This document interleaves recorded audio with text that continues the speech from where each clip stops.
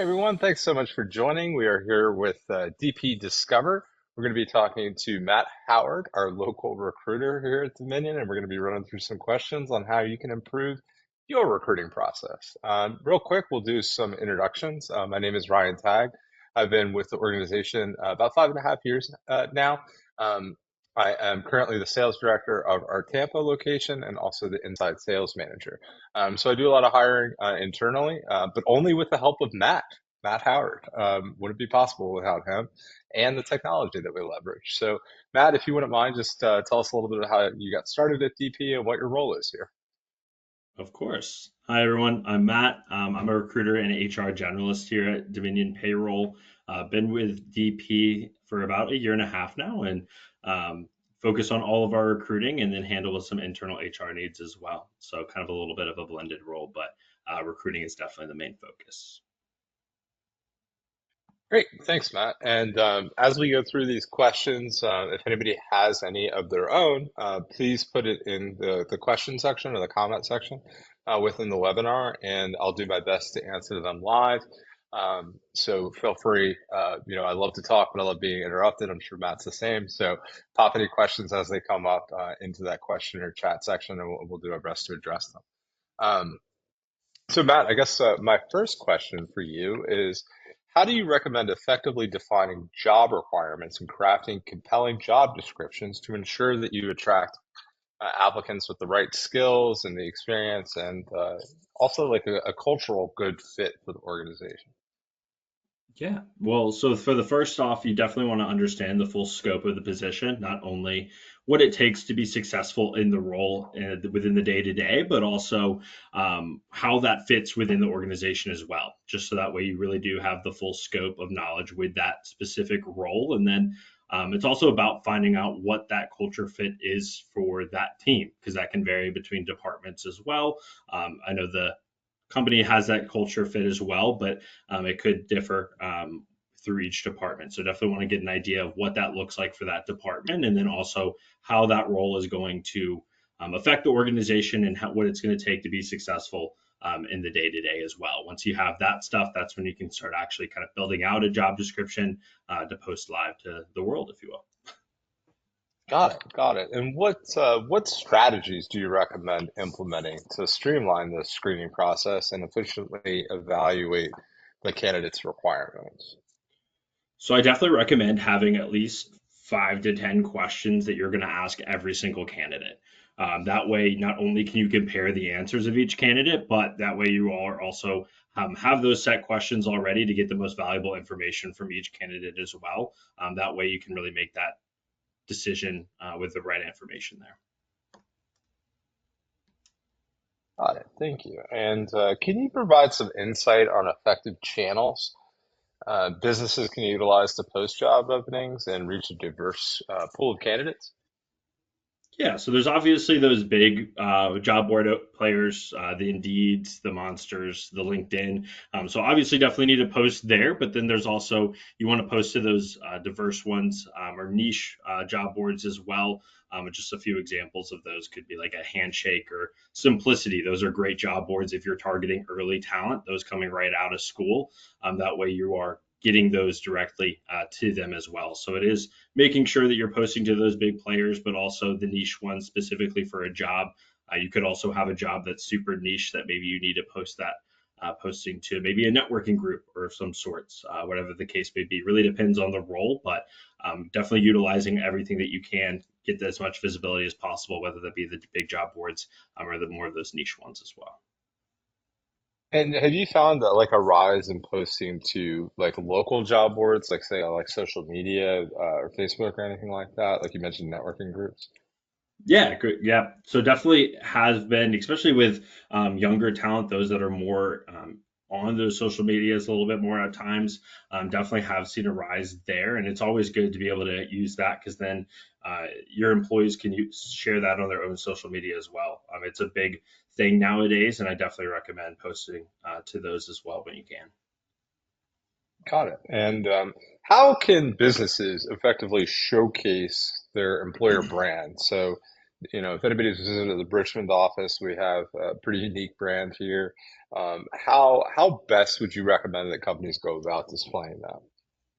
Yeah, well, one is using as many channels as possible, whether that be your website, social media, job postings, employee review sites, making sure that not brand is not only everywhere, but also it's consistent across those platforms as well. Nothing looks worse than having maybe one logo or brand portion here and there. So definitely want to make sure that that is the same all across. And then another thing that you can do is highlighting those employee experiences through those channels, whether that be testimonials, videos, blogs, et cetera. That way, it really kind of shows some insight into what it's like to work for your organization, and candidates can really get that one-on-one feel with those. So those two things are definitely the most ideal things to do. Um, Thank you. And as businesses, we always want to show that we're open to hiring anyone, right? We have an inclusive approach to the application process. Could you tell me, do you have any recommendations on how to show people that is in fact what our policy is, right? We're looking to hire anybody, diversity, inclusivity is important to us. How do you go about, or how would you recommend going about businesses showing that is important to them? Yeah, there's a couple different ways. One is just having a diverse interview panel and recruitment team as well. That way, it has you kind of represent an entire view of the company, whether that be different organizations, different people in general, to where that kind of limits the unconscious bias that can kind of happen during those interviews. So, having diverse interview panels and a recruitment team is definitely imperative as well. But also having diverse sourcing channels, making sure that you're attending those career fairs at minority serving institutions, partnering with those diversity focused organizations as well, and making sure that you are reaching that target audience through a couple different routes rather than just posting the job, but making sure that you're being active in those as well. And then providing some of those trainings as well for your recruitment and hiring teams for that unconscious bias that does seem to occur throughout the process, making sure that that is streamlined and everyone has that fair evaluation of each candidate regardless of background. So mentioned having multiple people involved in the interview process. We actually just got a question that's kind of in line with that. It might be an answer to this question actually a little bit, but the question from the chat was, I need a tenacious staff, but not stubborn employees. How can I discern the difference in an interview? I thought that was a really interesting question because you do want employees that are passionate, right? But you don't want somebody to like always be pushing back on you, right? Yeah. Any feedback on how to catch that during an interview? It's all about the questions you ask and how you ask the question. So obviously you don't want to directly be like, "Hey, are you going to push back on what I on direction?" It's not like that, but it's maybe asking a scenario of maybe, "Hey, maybe you were told something that you didn't think was a great idea to do, and we wanted to do it this way, but you're thinking there's a better route another way, and how did you go about that?" Kind of getting that thought process and them to share that with you and give that example. That way, you kind of have an idea of how they would approach a situation that's similar in that role. So it's really, again, all about the type of question and the way that you're asking to try to get that information out and put that into kind of perspective for how it would be in your organization. Well, and an example of a good question to kind of get at what you're saying would be, when could you describe a time you had an internal conflict at work, and how did you handle that? Is that an appropriate question to ask? Yeah, I love that. Okay, cool. Yeah, that could be a good way to figure out, how people handle difficult situations. Um, what steps can HR professionals or businesses take to ensure a positive candidate experience throughout the recruitment process? Really from initial contact all the way through the hiring decision. This is kind of like the flip side of what we were just talking about. I guess like what would a candidate experience would look like. Yeah, making sure that it's as streamlined as possible. Over communication in these types of situations are best. A lot of what's popular nowadays is people getting ghosted throughout the interview process, and that's probably the biggest mistake you could make is being either under communicative or not speaking to them at all, either post interview during the process, making sure that you are over communicating those steps, what next steps are, if you're not going to be moving forward, why you're not moving forward, and do that right away instead of figuring like waiting around or um, maybe waiting till the job is closed, doing that as soon as you know, so that way they have that positive experience. The way you definitely want to make sure that that is happening, because if they don't have that positive experience, they'll tell all their friends they didn't either. And then when that comes around, when they're looking for jobs, they're not going to look at you guys because they didn't have a great experience or somebody they know that didn't have a great experience. So it's making sure to be over communicative of what next steps are, laying out that process from the initial contact, and continuing to update them through that the rest of the process as well. Gotcha. Yeah, I didn't really think about that. Just because you have an out, there may be people they know, right, that you could hire, and that's interesting. And this has never happened to me, so I'm going to ask for clarification. What does it mean to be ghosted? Just in case somebody out there doesn't know what that means. Of course. So it means for those that just don't ever get told what next steps are, you don't respond to them when they reach out to ask a question on the process. Basically, just ignoring their existence as a candidate is what that means. So we want to make sure that we are sharing with them everything, even if it's positive or negative feedback, and providing that to them so that way they can get better, but they also are aware of what's going on in the process. Got it. Thank you for clarifying. It was a total mystery to me. What do you have any recommendations on how to provide that feedback effectively to those candidates? Yeah, well, I guess the first thing is making sure that it is done in a timely manner. So, what I strive to do is have everything within 48 hours to a candidate. The intricacies or the feedback that you're getting from those hiring managers, some of it is going to be worthwhile to that candidate to know. Maybe it's, hey, they didn't look presentable in the interview, or something like that. That's definitely something that you could relay to a candidate. It helps them get better in their interviewing and for that next one. And so it's really just all about that transparency. The more transparency that you have in the interview process, the better the candidate experience, but also the employer experience as well. But definitely try to get that feedback within 48 hours, whether that be submitting them to a hiring manager, interviewing, all within 48 hours. Not only keeps your process streamlined, but also, again, make sure that they're aware of what's going on as well. Gotcha. So that's, I guess, one potential pitfall. Are there any other challenges that you feel like businesses may have to overcome during the recruitment process, and how would you address those in addition to the 48-hour rule that you just mentioned? Yeah, it could be a couple things. One that is definitely important is high turnover rate. If you have a high turnover rate, attacking that up front, what you could do by that is just improving employee retention, whether that be career development opportunities, making sure that your compensation and benefit plans are competitive throughout the industry, and also just creating that culture that promotes employee engagement, ensuring that they want to be there and want to be there long term, and making it a great place to work. That's definitely something that I get a lot of questions about when it comes to candidates asking what that turnover rate is, and it's something that definitely sticks out to candidates. So just kind of attacking that and making sure that that continues to stay low is definitely a priority there. Another challenge can definitely be that lengthy hiring process. I'm sure there are people even on this call that have gone through 5 rounds of interviews, maybe 2 assessments, a presentation, continuing to keep that streamlined. And maybe that's even adding on more people, lessening the amount of interviews, adding more people to those interviews, kind of panel style, making sure that that is streamlined to keep those candidates engaged is definitely important. If there's too much dead time, you never know what's going on. They could be interviewing 6 other companies. So you want to make sure that that process is streamlined and keeping it brief, but covering all the bases that you want it to cover as well.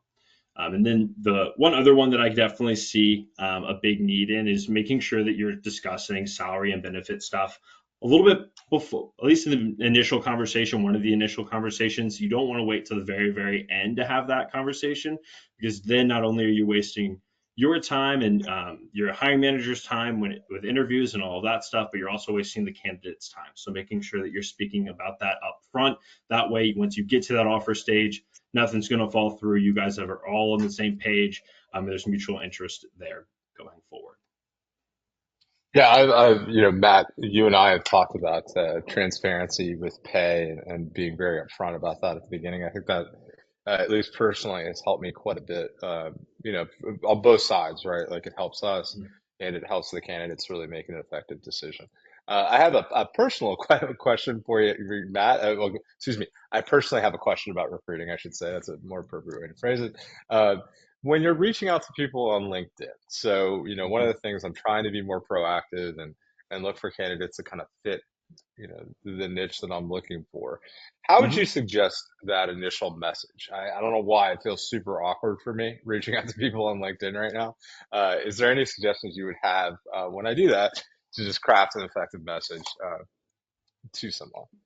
Yeah, great question. So, assuming that you're not using LinkedIn Recruiter and you're just chatting with somebody over LinkedIn, continue to keep that conversational. Maybe not immediately go out of your way and be like, "Hey, I want to talk to you right now about this job that we have," or anything Okay. like that. But continuing to be conversational, build that relationship and that rapport with the candidate. They may not be looking, they may be passive right now, but they'll remember that conversation they had with Ryan Tag, and they may want to learn a little bit more about DP once they are in that situation to begin looking. So it's all about keeping it conversational, keeping it brief as well. All the good candidates are going to get like hundreds of emails a week, and so you want to make sure that yours is standing out. A lot of those are going to be very lengthy emails or whatever it may be, and so you want to try to keep it brief to the point, but also keep it conversational, and again try to build that rapport with that candidate, because again they could be passive, they could be active, but you never know that. So you want to try to keep it brief to the point, but also personable as well. Got it. Cool. So I've been doing it incorrectly. I've been reaching out to people and be like, "What up? You interested in this job?" Like, not exactly like that, but really straight to the point. Okay, cool. So Yeah. I haven't been getting any responses, so I'll be more conversational moving forward. Hopefully that'll help. Would you mind telling us a little bit about how, from a technology standpoint, I'm curious to learn when you first started at DP, how things were done versus, how they're being done now and if you are leveraging any technology to manage this process. Yeah, well, so recruiting definitely, technology and recruiting, they're going to go hand in hand. That's going to be your friend in recruiting. So much of the process, those kind of minuscule tasks that take up time that you definitely could use doing other things, can be automated, just to make sure that that process is streamlined. So you definitely want to leverage technology to the best of your ability throughout the process, from beginning all the way to the end. So making sure that you're using it as best you can is ideal. When I first came to DP, we didn't utilize the technology to the full extent that we were capable of. And so something that I've been doing since joining is integrating that slowly but surely to get everyone on board there. And it's something that's helped out a ton. Most recently, getting everyone to really dive deep into our applicant tracking system was ideal. And we wanted to make sure that they were very familiar and comfortable there as well. And it just helps automate and streamline the process as a whole. And so we've seen a lot of success with that. And without that, it definitely prolongs that process, which I know we just talked about is something you want to avoid doing. So just again, making it streamlined and using that automation to your advantage whenever you're able to. Yeah, and Divinia Payroll offers the same tool that we use internally. It's called Attract and Hire. So right in here, we're actually taking a live look at our jobs dashboard. So if anybody's interested in being an SDR and a sales consultant for Divinia Payroll, we are hiring for those positions, but this is actually how Matt and I communicate with one another. Taking a look at the job listings will all be laid out right here. Quick note, you can have a start date and an end date, or you can leave something open in perpetuity, right? We have a lot of clients that are hiring for hourly positions, or there's significantly higher turnover in that role. So they'll just leave that job open all the time so they have a constant flow of applicants. I can take a look at the applicants over here on the left where I'm actually sourcing them, the job position itself. The description can be edited here. You can add in job ads. Like I was saying before, you can add start dates and end dates, list the pay. There's quite a few details that could be added in here. When I go to take a look at the applicants themselves, they'll all be listed. And Matt touched on a few key highlights of the platform. One of those being collaboration. At Dominion Payroll, we have several people involved in the hiring process. So it really begins with Matt, which is a good thing, right? Based on everything that we learned today, Matt will screen the applicants, and then if they meet the base qualifications, then they go to me. So after that, they actually go to a third interview with another sales director. We have all those statuses built into this, so we can automate the process. When Matt initially screens an applicant and it goes to me, he simply updates the status, and then I'll be notified to schedule a time with that applicant. Makes collaboration and communication significantly easier and faster. You can also see whenever any of the applicants are sent messages, and we can also provide rating scales. So these ratings are cumulative. So Matt can have a rating, I can have a rating, another sales director or my boss can have a rating, and they all figure into that average. I mentioned base qualifications. That's what BQ means here. So if you're hiring a position that needs a driver's license, they don't have a driver's license, they're not going to be listed within here. But the great thing about this tool is that they will still be available to review. They'll just be listed under disqualified, not qualified. So you may have another position that you're interested in evaluating them for, and you don't lose their information. When I pull up the applicant themselves, Matt, we should really be interviewing this person because they're 96% fit for the job. But it takes a look at skills, things that they may need to work on. Their job history is all listed right here. And all that information is actually taken directly from the text within their resume. The resume is summarized for you, and then it pulls those skills. You can review job questions in here. We personally use Wonderlic, so assessments can be fully integrated and sent out through this platform. Background checks, drug screening can all be done through a partnership with a company called Pro Screening. I thankfully don't have the ability to do background checks or drug screening. That's strictly for Matt. But that leads me to my next point, which is I personally only have access to positions that I'm hiring for. So we can limit what people see, just like the payroll side. And then you can send them directly through payroll through this onboarding function right here. Um, Messages can be sent. Matt talked about the ability to communicate effectively and quickly. All of your templates can be built into this section and sent out really quickly. So if I want to send an offer letter, boom, offer letter sent. Same thing with direction letters, scheduling the interview. It can all be built right in here, so you don't have to reinvent the wheel every time you have a step that you need to complete, which makes that process significantly faster. If I want to add a note to Matt, right? Like I want to tag him in. Hey, we're on a webinar. Now Matt will get this note. I'll probably delete it later because this is an official record of this applicant, right? So from a compliance perspective, any kind of interaction we have with the applicant is going to be listed in here. So, this isn't intended to be, a full-on demonstration of the service. I really just wanted to show you the tool that we use and some highlighted functions with it. It's really improved our ability to collaborate with one another. From a compliance perspective, again, everything that has been done with an applicant from really the day that they begin to engage with Dominion Payroll is fully documented into a timeline. You may have seen that in there. But that's the tool that we use. We do offer that to our clients as well. If you're doing a significant amount of hiring throughout the year, or if you have manual processes in place that you're using to track these actions, it may be worth taking a look at.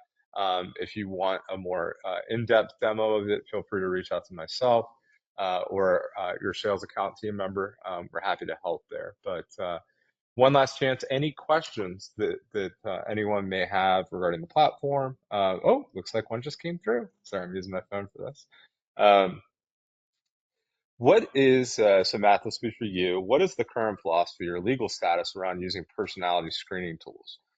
What are the good ones to use? I know we mentioned we use Wonderlic, which combines kind of a pseudo IQ score with personality tests, but Matt, I'll let you go into a little bit more depth with that. Yeah, so like Ryan mentioned, we do use Wonderlic. We've seen a lot of success with that as well. The personality, there's also a motivation assessment, a piece of that as well. But what we found is that those personality tests do say a lot about the candidate and how they're going to work once they're here.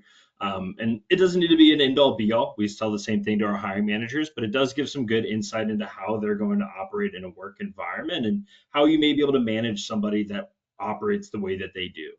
It definitely gives a lot of insight that to somebody outside of just a resume or even some things that interview questions would weed out. That those assessments can answer a lot of that, and so that way, again, you really have an idea of who they are, how they are, and how they're going to work at your organization. Yeah, and I would say also, one thing, particularly in sales, you're always looking to replicate your top performers. And we use that with a lot of statistics and, sales specific software. But it kind of applies to interviewing as well. So I took, employees that are currently working for me and looked at, how they performed on a Wonderlic. What's, specific personality traits do they have that I'm looking for in a future hire? And that's actually been super helpful for me, not necessarily like I'm not going to exclude anybody from specific, exclusively because of the Wonderlic information, but it does give me the ability to like, hey, this is somebody that I really do want to talk to because they kind of match the same personality traits. And Matt talked about culture earlier. I think you can identify a lot of cultural tendencies in there too, like whether somebody's outgoing, things like that can be listed in there. So it is a useful tool. Um, And just could as other things are coming in, Ryan, didn't mean to interrupt you, but as things Go are ahead, go ahead. also coming in, one other thing that I did want to mention about the ATS is just how it's customizable. All of those stages that you showed are what works for us that may work better for others, and you can definitely change those as needed as well. So extremely customizable as well. Yeah, and Matt, could you share? Would you mind sharing some sample interview questions for us? That was another request that came in. Sample interview questions. Hmm. I'll tell you what Yeah, I I start with, and you can tell me go if it's ahead. bad or not. That'd Let's be do good. that. So I start with, what are we doing here, right? Like, tell me about yourself. Is that a bad or a good way to start? Um, I I definitely think it could be better, but it's not awful. I've heard worse. But I think that the best way to start out an interview is to ask them what they know about the role and the company before you even get started. That tells a lot about a candidate. If they did the research to know what your company does, that they were listening during the phone screening, which I hope that everyone I screen is listening to me. At least that's what I hope. But making sure that they understand the role, they understand what the company does and how that role is going to fit into the company is very important. I think those two things say a lot about a candidate, and that's where you can get started before you ask any other question. And a lot of those other questions that you may have can come from the answer to that initial one. So that's how I like to start them, but to each their own. I like that better. So another thing that I asked that may be bad, and we'll just kind of run through them. Maybe somebody will get some ideas. Like I like to ask, what are you passionate about? Not professionally, but like, what are you passionate about? What get you going? Is that good, bad, otherwise? I think I like that. The reason I like that is because you can find out more about that individual outside of just work. And I think that that's important to kind of make sure that they're a culture fit. I think that can speak to volumes of how a person operates as well as just kind of finding out what they're passionate about and what their interests are outside of work. Everyone has a life outside of work, and I think it is important to kind of have an idea of what that person is like in that type of environment. So I think that is a good question is to kind of find out what they're passionate about and how you can kind of utilize that to your advantage as well, and just getting to know them at a personal level. Good, I like that. Okay, and then one other, we'll give one more sample. This is from the Ryan Tag book of interviews. Um, what uh, what is a success that you've had at work? What made it successful, and what did you have to do to get there? Is that So is I it too love wordy? I have one word about No, it's not, but I love those questions because it makes them think about an instance or an example and speak on that. I love the questions that set that up and then have them not only think of it quickly but also explain it out is very important. So I do like that question a lot. I don't think it's too wordy, and I think you'd be able to find some good information about that. It's also telling people to speak on a positive about themselves, and sometimes that can be difficult for some people. So it's always kind of, I like the way that you did that there. That's a good one. Oh, thank you. Cool. One other suggestion, Matt and I talked about this, but there was a particular piece in someone's resume. It was like something about programming knowledge, and I don't know anything about that. So I actually had Chat GPT pulled up, and I was able to type in there what's a good interview question related to understand what this person's background or knowledge is on something that I may not be familiar with. So that's one other little tidbit. You know, if there's like 'cause we're not going to be familiar with everything, but I'm curious. I still want to test somebody's knowledge, so it's not just listed on the resume without any kind of validation. So I thought that was a little helpful tip too, is that ChatGPT or whatever AI tool you're using could generate those questions for you too, if you don't know.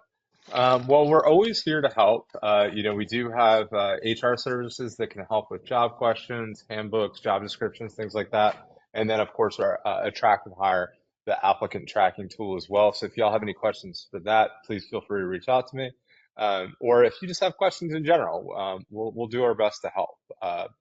Really appreciate everybody's time. If you have any follow-ups, let us know. We'll send out a recording and a link where you can submit any questions if you think of any later on. But thank everybody. Thanks so much for your time, and thank you, Matt. I really appreciate it. Thanks for having me on. All right. Bye, guys. Thank you.